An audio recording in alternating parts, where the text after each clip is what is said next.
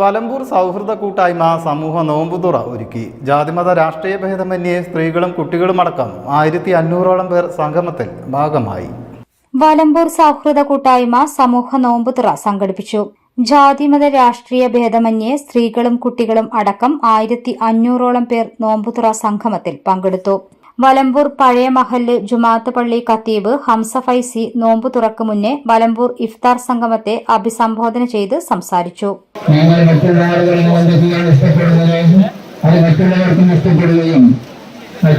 നിന്ന് നമ്മൾ എന്തൊക്കെയാണ് വെറുക്കുന്നത് അല്ലെങ്കിൽ ഇഷ്ടപ്പെടാത്തതെങ്കിൽ ആ കാര്യങ്ങൾ ഞാൻ ഒഴിവാക്കുകയും ചെയ്ത് മറ്റുള്ള ആളുകളെ സന്തോഷിപ്പിക്കുന്ന ഒരു അവസ്ഥാവിശേഷം നിങ്ങളിൽ നിന്ന് ഉണ്ടായി വരുമ്പോഴാണ് നിങ്ങൾ ഏറ്റവും നിഷ്കൃഷ്ടരാകുന്നത് എന്ന് ഈ മഹത്തായിരിക്കുന്ന ഗ്രന്ഥമായി ഹൈന്ദവ സഹോദരന്മാർ കാണുന്ന അവർക്കുള്ള ഭഗവത്ഗീതയിൽ 6-ാം അധ്യായത്തിൽ 32-ാമത്തെ ശ്ലോകത്തിൽ പറയുന്നുണ്ട്.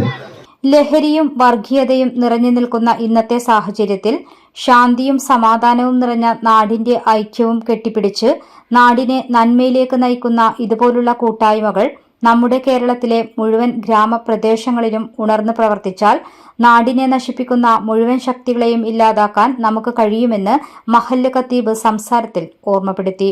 ജാതിയും മതവും രാഷ്ട്രീയവും നോക്കാതെ നാട്ടിലെ മുഴുവൻ യുവാക്കളും ഇഫ്താർ സംഗമത്തിന് ഫണ്ട് കണ്ടെത്തുന്നതിനും ഭക്ഷണം ഒരുക്കുന്നതിനും വിതരണം ചെയ്യുന്നതിലും മുൻനിരയിൽ ഉണ്ടായിരുന്നു. News desk media vision.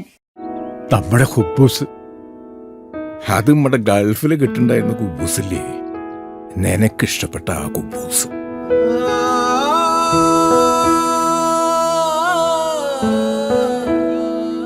പ്രവാസികൾക്ക് മാത്രല്ല, ഇപ്പൊ നാട്ടിൽ എല്ലാവർക്കും അൽദാൻ കുബൂസ് മാത്രം മതി. അൽദാൻ കുബൂസ് ഇപ്പൊ ന്യൂ ജനറേഷന്റെ ഇഷ്ട കുബുവല്ലേ. ഷുഗർ ഉണ്ടെങ്കിൽ ഗോതമ്പിന്റെ കുബൂസ് ആവാട്ടോ. മലയാളിയുടെ ഭക്ഷണ താല്പര്യങ്ങൾക്ക് ഇനി പുതിയ സ്വാദ്. അൽദാൻ ലെബനീസ് കുബൂസ്.